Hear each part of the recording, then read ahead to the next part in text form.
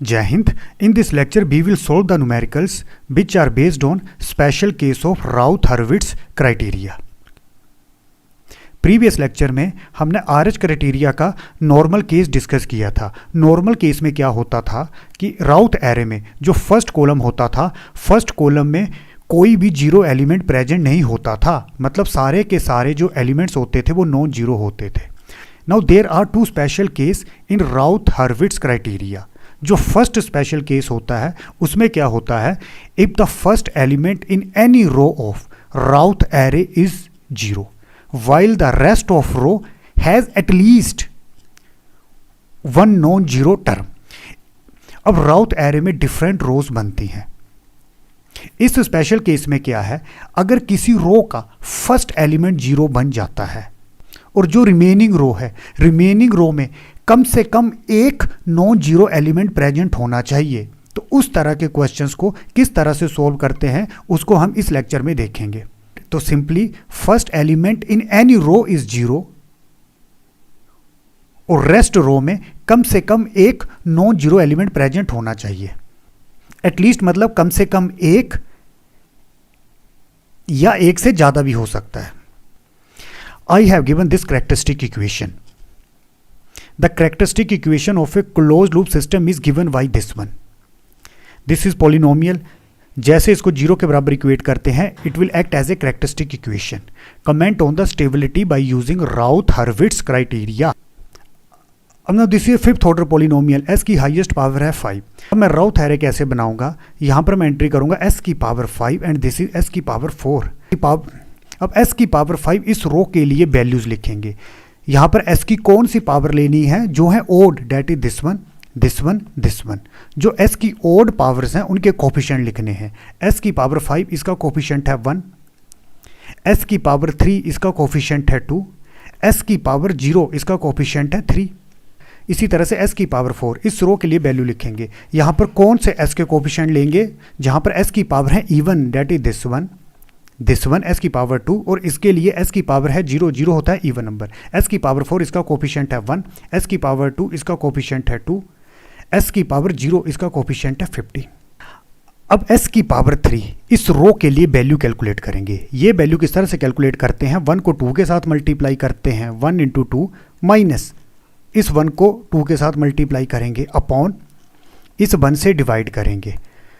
1 into 2 2, 2 into 1 2, तो ये basically बनेगा 0। यहाँ पर मैंने लिख लिया 0। अब ये वैल्यू कैलकुलेट करनी है, 1 को 3 के साथ मल्टीप्लाई करेंगे माइनस इस 1 से 15 के साथ मल्टीप्लाई करेंगे अपॉन डिवाइड करना होता है इस 1 से। तो this is 3 minus 15 come 15 upon 1, this is minus 12। अब ये जो माइनस 12 है इसको यहाँ पर लिखेंगे। अब ये जो स्पेस है इसको खाली भी छोड़ सकते हैं या आप 0 लिख सकते हो, यहाँ पर कोई भी एलिमेंट्स प्रेजेंट नहीं है। अब इस रो में फर्स्ट एलिमेंट है 0 और ये जो एलिमेंट है दिस इज नॉन जीरो। तो एक तरह से ये स्पेशल केस है। If the first element of any row of the Routh array is 0 while the rest of row has at least one non-zero term। S की power 3 ये जो third row है, फर्स्ट एलिमेंट है 0 और ये element है non zero, मतलब first element 0 होना चाहिए और रिमेनिंग रो में एटलीस्ट एक एलिमेंट नॉन जीरो होना चाहिए। अब आगे प्रोसीड कैसे करना है बच्चों, इस केस में क्या होता है, ये जो 0 है इस 0 को आप कांस्टेंट टर्म अपसाइलन से रिप्लेस कर देते हो। ये जो अपसाइलन होता है एक तरह से ये पॉजिटिव नंबर होता है और एक तरह से ये 0 के इक्वल होता है। एक तरह से ये जो अपसाइलन है ये 0 को अप्रोच करता है। अपसाइलन इज अप्रोचेस टू 0 और एक तरह से ये पॉजिटिव नंबर होता है। Epsilon is greater than 0। तो simply when the first element of any row is 0, that is this one, while the rest of row has at least one non-zero element term, that is this one, then in such cases substitute positive epsilon, that is epsilon greater than 0. What is epsilon? Small positive number in place of 0. इस 0 को हम positive epsilon से replace कर देंगे और ये जो epsilon होता है इट अप्रोचेस टू 0। अब s की पावर 2 इस रो के लिए वैल्यू कैलकुलेट करेंगे। अब ये जो आगे की कैलकुलेशन है वो एप्सिलॉन को कंसीडर करके करेंगे। जैसे ये वैल्यू कैलकुलेट करनी है, एप्सिलॉन को 2 के साथ मल्टीप्लाई करेंगे, 2 epsilon minus 1 into -12 upon epsilon से डिवाइड करेंगे। ये क्या बनेगा, 2 एप्सिलॉन माइनस माइनस हो जाएगा plus, this is 12 upon epsilon. तो यहाँ पर क्या वैल्यू आएगी, -2 एप्सिलॉन प्लस 12 अपॉन एप्सिलॉन। अब ये वैल्यू कैलकुलेट करनी है बच्चों, ये है 0, तो डायरेक्टली ये 15 यहाँ पर आएगा। और ऐसा क्यों है, एप्सिलॉन को 15 के साथ मल्टीप्लाई करेंगे तो ये बनेगा 15 एप्सिलॉन, माइनस 1 को 0 के साथ मल्टीप्लाई करेंगे, 1 इंटू 0 होता है 0, अपॉन एप्सिलॉन के साथ डिवाइड करेंगे तो क्या आया 15। तो आपको याद क्या रखना है, जब ये वैल्यू कैलकुलेट करनी है, अगर यहाँ पर है 0 तो जो वैल्यू यहाँ पर होगी वही वैल्यू यहाँ पर आएगी। अगेन इसको खाली छोड़ सकता हूँ या मैं 0 लिख सकता हूँ। s की पावर 1 इस रो के लिए वैल्यू कैलकुलेट करेंगे, इसको इसके साथ मल्टीप्लाई करेंगे, that is -12 into 2 epsilon plus 12 upon epsilon, minus इसको इसके साथ मल्टीप्लाई करेंगे 15 एप्सिलॉन, इस क्वांटिटी के साथ डिवाइड करेंगे 2 एप्सिलॉन प्लस 12 अपॉन एप्सिलॉन। अब इसको सोल्व करते हैं तो बच्चों एप्सिलॉन लूँगा मैं ऊपर एलसीएम, तो यहाँ पर क्या आएगा 24 एप्सिलॉन, अंदर मैं मल्टीप्लाई कर रहा हूँ, प्लस और माइनस है तो माइनस 144, माइनस एप्सिलॉन लिया है एज ए एलसीएम तो सिंपली ये बनेगा 15 एप्सिलॉन स्क्वायर अपॉन ये जो है 2 zeta plus 12 upon epsilon. Epsilon epsilon cancel, तो ये टर्म क्या आएगी, simply 24 epsilon minus 144 minus 15 epsilon square upon this one 2 epsilon plus 12। Again ये है दोनों 0, तो बाय डिफॉल्ट यहाँ पर 0 आएगा। जब ये वैल्यू कैलकुलेट करते हैं, इसको इसके साथ मल्टीप्लाई करते हैं, ये 0 है तो ये बनेगा 0, माइनस 0 इंटू एप्सिलॉन 0, तो सिंपली 0 आएगा और यहाँ पर मैं 0 लिख सकता हूँ। इसी तरह से s की पावर 0 इस रो के लिए वैल्यू कैलकुलेट करेंगे। अब बच्चों ये है 0, तो डायरेक्टली यही 15 यहाँ पर आएगा। और ऐसा मैंने क्यों बोला, ये दो आपस में मल्टीप्लाई होंगे इंटू इसको मैंने जूम कर लिया x, माइनस जब ये दोनों आपस में मल्टीप्लाई होंगे तो 0 आएगा, ये है 0 अपॉन इससे डिवाइड करेंगे मतलब ये x, तो सिंपली यही 15 आएगा। तो यहाँ पर 0 था तो ये जो 15 था वो यहाँ पर मिला। अगेन अगली रो तो 0 ही रहेगी, ये दोनों 0 हैं तो दिस इज 0, दिस इज 0। अब राउथ एरे में हम स्टेबिलिटी पे कमेंट किस तरह से करते हैं, सिंपली हम फर्स्ट कॉलम में टोटल साइन चेंज देखते हैं। फर्स्ट कॉलम में जितनी बार साइन चेंज होगा उतने पोल्स RHP में चले जाते हैं, मतलब सिस्टम हो जाता है अनस्टेबल। तो बच्चों ये है पॉजिटिव एलिमेंट, इसका साइन है पॉजिटिव 1, ये दिस इज पॉजिटिव एलिमेंट, इसका साइन है पॉजिटिव। ये था एप्सिलॉन, पर एप्सिलॉन क्या था, एक तरह से पॉजिटिव नंबर था, एप्सिलॉन इज ग्रेटर देन 0, तो एप्सिलॉन था पॉजिटिव। इस एलिमेंट का मुझे साइन चेक करना है, तो मैं साइन चेक कैसे करूंगा, limit epsilon approaches to 0, 2 epsilon plus 12 upon epsilon. अब लिमिट पुट करते हैं 2 इंटू एप्सिलॉन, ये टर्म बन जाएगी 0, एप्सिलॉन 0 को अप्रोच करता है तो यहाँ पर क्या बनेगा 12 अपॉन एप्सिलॉन। 12 अपॉन एप्सिलॉन होता है इन्फिनिटी, तो दिस इज इन्फिनिटी। अब मुझे साइन से मतलब है, यहाँ पर इन्फिनिटी का साइन क्या है, this is a plus infinity, ये नेगेटिव इन्फिनिटी नहीं है, this is a plus infinity, तो इस एलिमेंट का साइन है प्लस। इसी तरह से इस एलिमेंट का साइन देखते हैं, तो मैंने लिखा है to check for sign changes. अब इसका साइन देखते हैं, तो ये जो वैल्यू है मैंने यहाँ पर लिख ली है, तो सिंपली लिमिट अप्रोचेस टू 0, इसको पुट करते हैं 24 इंटू एप्सिलॉन, ये हो जाएगा 0, 15 इंटू एप्सिलॉन स्क्वायर, ये भी हो जाएगा 0, एप्सिलॉन क्या है 0, 2 इंटू एप्सिलॉन, ये भी हो जाएगा 0, तो बचेगा क्या बच्चों, दिस इज 12, ये मैंने गलती कर दी थी, दिस इज 12, तो बचेगा क्या -144 अपॉन 12, दिस इज -12, तो दिस इज -12। तो इस एलिमेंट का साइन क्या है, negative, and this is positive, तो इसका साइन क्या है, पॉजिटिव। अब फर्स्ट कॉलम में मैं टोटल साइन चेंज देखूंगा, पॉजिटिव टू पॉजिटिव कोई साइन चेंज नहीं, positive to positive no change, positive to positive no change, positive to negative एक बार साइन चेंज हुआ, प्लस इन्फिनिटी टू -12, एक बार साइन चेंज यहाँ पर हुआ, दूसरी बार साइन चेंज यहाँ पर हुआ, नेगेटिव टू पॉजिटिव, तो टोटल साइन चेंज कितनी बार हुआ? 2 बार। तो बच्चों टोटल पोल्स कितने थे? 5। कितनी बार साइन चेंज हुआ? 2 बार। जितनी बार साइन चेंज होता है उतने पोल्स चले जाते हैं RHP में। तो राइट हाफ प्लेन में कितने पोल चलेंगे? 2। तो सिंपली अगर एक भी पोल RHP में चला जाता है तो सिस्टम अनस्टेबल हो जाता है। यहां पर तो 2 पोल RHP में चलेंगे, तो this system is a unstable according to Routh Hurwitz criteria.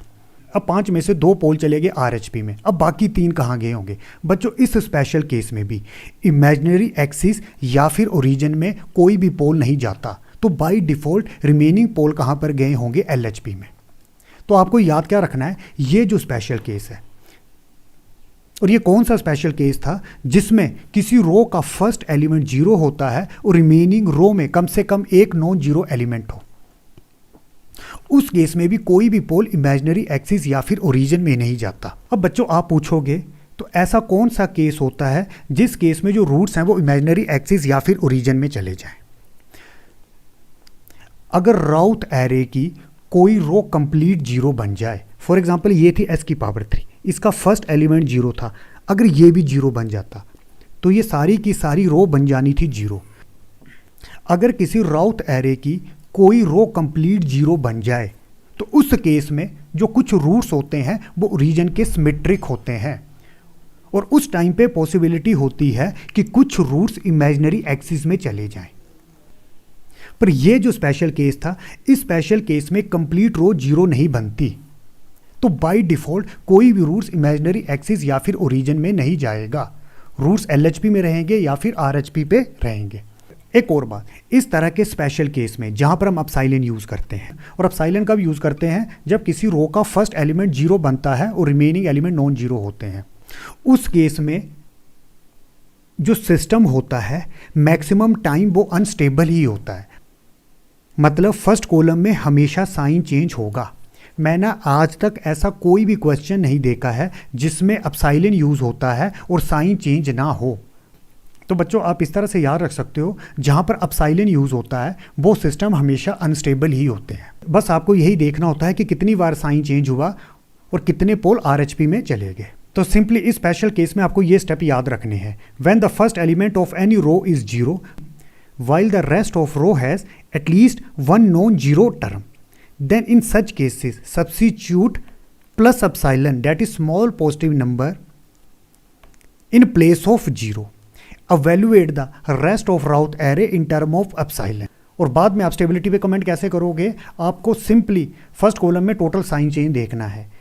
Check for sign changes by taking limit epsilon approaches to 0 for the first column elements to comment on stability. इसी स्पेशल केस का एक another numerical देखते हैं। ये मेरे पास characteristic equation दी गई है, मुझे स्टेबिलिटी पे कमेंट करना है बाय यूजिंग राउथ-हर्विट्ज क्राइटेरिया। तो this is 4th order polynomial. तो यहाँ पर मैं लिखूंगा s की पावर 4 s की पावर 3।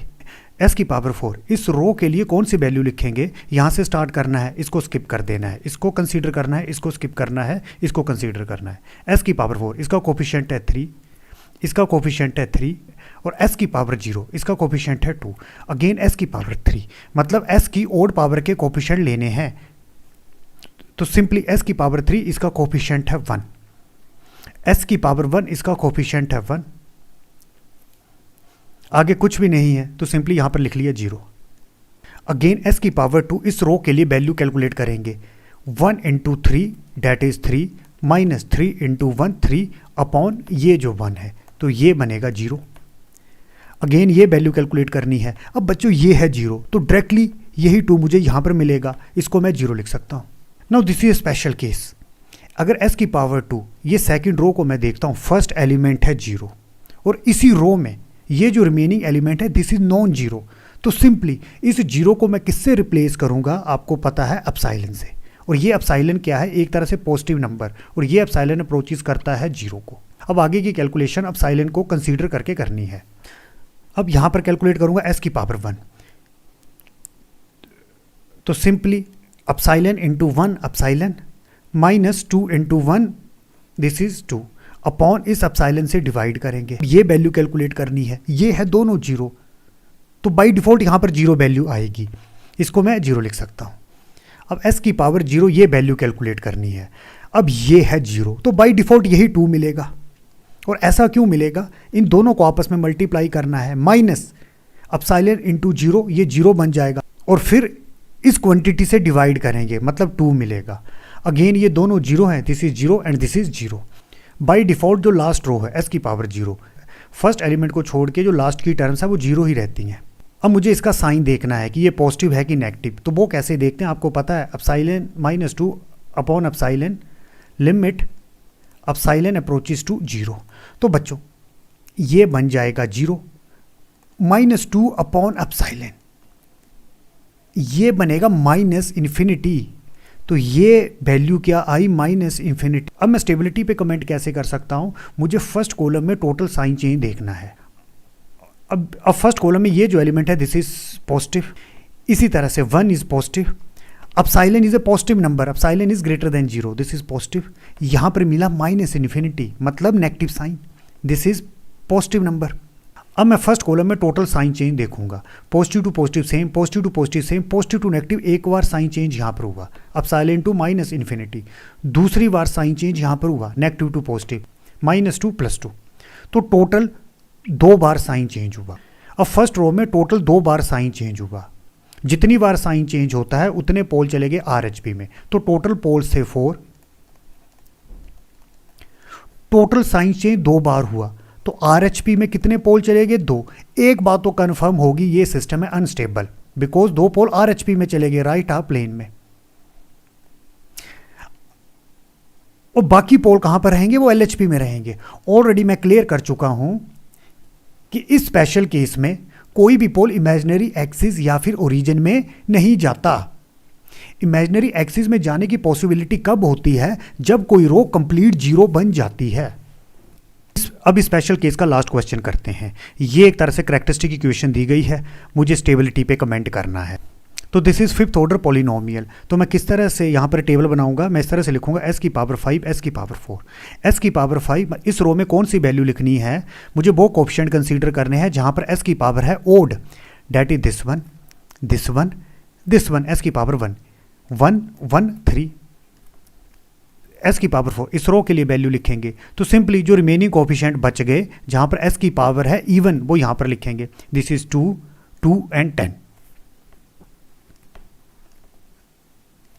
s की पावर 3, इस रो के लिए वैल्यू कैलकुलेट करेंगे। ये वैल्यू किस तरह से आएगी, 2 × 1 होता है 2, -1 × 2, 2 अपॉन 2, ये बन चुका है 0। फर्स्ट एलिमेंट हो चुका है 0, इसको कैलकुलेट करते हैं। 2 × 3 6, -1 × 10 10 अपॉन 2 से डिवाइड करेंगे, तो this is 6 - 10 -4 upon 2, this is -2, तो ये आएगा -2। अगेन इसको खाली छोड़ सकते हो या 0 लिख सकते हो। अब ये स्पेशल केस है, ये जो थर्ड रो है, फर्स्ट एलिमेंट है 0 और रिमेनिंग रो में ये जो एलिमेंट है this is non zero. Special case क्या होता है, किसी रो का भी फर्स्ट एलिमेंट 0 होना चाहिए और रिमेनिंग रो में कम से कम कोई एक एलिमेंट नॉन जीरो होना चाहिए, कम से कम एक और मैक्सिमम जितने हो सकते हैं। तो इस 0 को मैं किससे रिप्लेस करूंगा, एप्सिलॉन कांस्टेंट से। ये जो एप्सिलॉन है एक तरह से क्या है, this is positive number, epsilon greater than 0, और ये एप्सिलॉन अप्रोचेस करता है 0 को। अब आगे की कैलकुलेशन मैं कैसे करूंगा, मैं एप्सिलॉन को लेके कैलकुलेशन करूंगा। तो ये क्या बनेगा, 2 epsilon minus 2 into -2, this is -4 upon epsilon. अब ये माइनस माइनस क्या बन जाएंगे, प्लस। अगेन ये वैल्यू कैलकुलेट करनी है। अब ये है 0 तो डायरेक्टली यहाँ पर 10 आएगा एंड दिस इज 0। s की पावर 1 ये वैल्यू कैलकुलेट करनी है। अब ये वैल्यू कैसे कैलकुलेट करेंगे, दोनों को मल्टीप्लाई करेंगे, this is 2 epsilon plus 4 upon epsilon minus ये आपस में मल्टीप्लाई होंगे 10 एप्सिलॉन अपॉन, इससे डिवाइड करेंगे 2 एप्सिलॉन प्लस 4 अपॉन एप्सिलॉन। अब इसको सोल्व करते हैं तो इन दोनों को सब्ट्रैक्ट करेंगे, एप्सिलॉन लेंगे एलसीएम, तो ये क्या बनेगा, -2 को अंदर मल्टीप्लाई कर दो, -4 epsilon -8 and -10 epsilon square. Upon this one 2 epsilon plus 4 upon epsilon, ये दोनों एक दूसरे को कैंसिल करेंगे तो बचेगा क्या, -4 एप्सिलॉन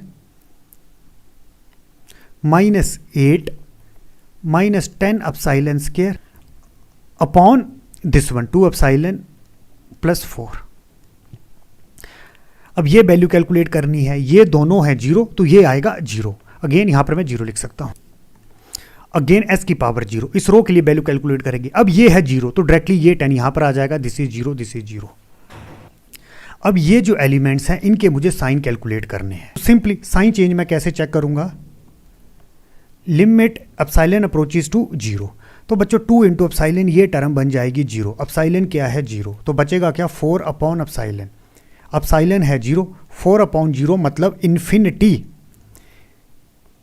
तो ये वैल्यू आई इन्फिनिटी। इसी तरह से अब ये वैल्यू कैलकुलेट करनी है, 4 एप्सिलॉन हो जाएगा 0, ये टर्म हो जाएगी 0, 2 इंटू एप्सिलॉन ये हो जाएगा 0, एप्सिलॉन अप्रोचेस टू 0, तो बचेगा क्या -8 अपॉन 4, दिस इज -2, ये वैल्यू आएगी -2। अब मैं फर्स्ट कॉलम में टोटल साइन चेंज देखूंगा, this is positive number, this is positive, epsilon क्या है एक तरह से पॉजिटिव नंबर है, इन्फिनिटी प्लस इन्फिनिटी है तो this is positive number, -2 this is negative number, this is +10 तो दिस इज पॉजिटिव नंबर। अब फर्स्ट कॉलम में टोटल साइन चेंज देखेंगे, पॉजिटिव टू पॉजिटिव कोई साइन चेंज नहीं हुआ, positive to positive no change, positive to positive no change, एक change यहाँ पर हुआ पॉजिटिव टू नेगेटिव, दूसरा चेंज यहाँ पर हुआ नेगेटिव टू पॉजिटिव, तो टोटल साइन चेंज हुआ 2 बार, एक बार यहाँ दूसरी बार यहाँ।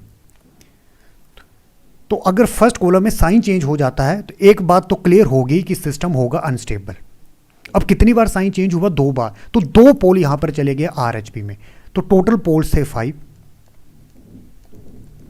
कितने पोल RHP में चले गए 2 चले गए, टोटल साइन चेंज हुआ 2 बार, तो ये सिस्टम है अनस्टेबल। और बाकी के पोल बाय डिफॉल्ट LHP में लाई करेंगे, वो कितने होंगे 3। इस तरह के क्वेश्चन में कोई भी पोल इमेजिनरी एक्सिस या फिर ओरिजिन में नहीं जाएगा। इमेजिनरी एक्सिस या ओरिजिन में जाने की पॉसिबिलिटी कब होती है, जब कोई रो कंप्लीट 0 बन जाए, मतलब किसी रो में कोई भी नॉन जीरो एलिमेंट प्रेजेंट ना हो। पर इस केस में फर्स्ट एलिमेंट था 0 और ये एलिमेंट था नॉन जीरो। तो बच्चों आपको याद क्या रखना है, जब एप्सिलॉन यूज करते हैं तो मोर देन 99% क्वेश्चन में वो सिस्टम अनस्टेबल होते हैं, मतलब फर्स्ट कॉलम में कोई ना कोई साइन चेंज हमेशा होगा। अब साथ में RH का ड्रॉबैक क्या है, मैंने ये तो बता दिया कि ये सिस्टम है अनस्टेबल, 2 पोल चले गए RHP में और 3 पोल हैं LHP में। ये किस लोकेशन पे गए, तो मतलब ये जो पोल्स हैं 2 RHP में और 2-3 LHP में, ये किस लोकेशन में गए ये हम RH के थ्रू नहीं बता सकते। पर हां, जब कोई रो कंप्लीट 0 बन जाती है उस टाइम पे कुछ रूट्स ओरिजिन के सिमेट्रिक होते हैं, और जो रूट्स ओरिजिन के सिमेट्रिक होते हैं उनकी एग्जैक्ट लोकेशन RH के थ्रू हम बता सकते हैं।